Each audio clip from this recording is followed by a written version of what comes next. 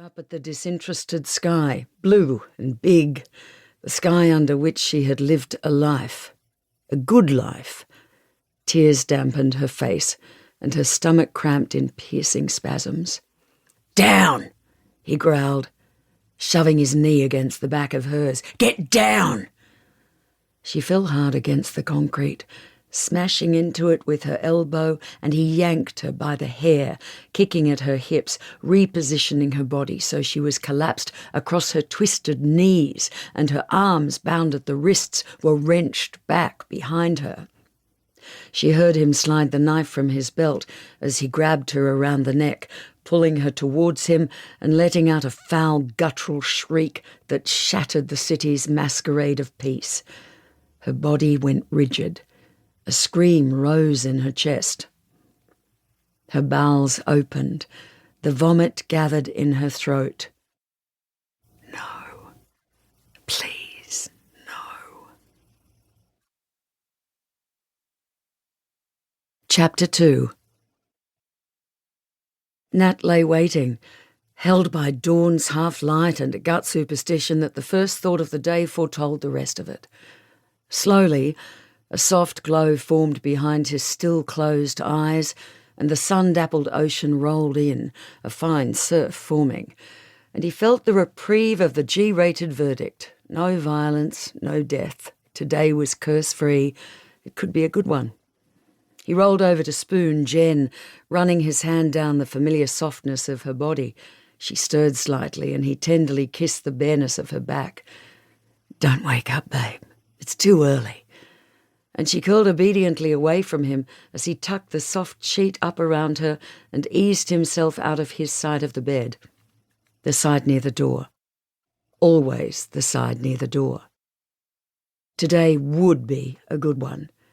He had it off, a lull between contracts, so he'd try to make sure of it and bolster the odds a bit by dipping into the tricks his old psychologist had once given him.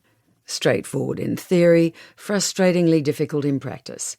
He crept out of the apartment, closing the door quietly behind him, remembering halfway down the stairs his sunnies were a no-no. Something about unfiltered morning sunlight triggering serotonin, the happiness hormone. And he opened the mailbox in the foyer and surrendered them to it, at once denuded without his signature bit of kit.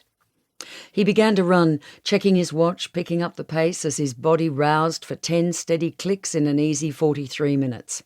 Music pumped through his AirPods, and he glided over the footpaths down to the beach, crossing onto the pathway that curved along the front.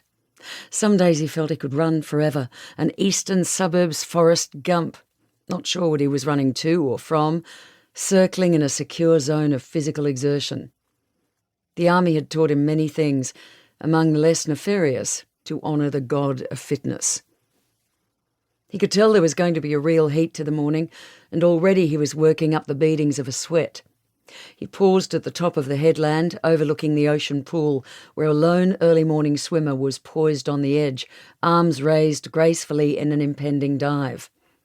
"Okay," he thought, bending over his knees and catching his breath. "Textbook it. Be present," the long-abandoned psychologist had said.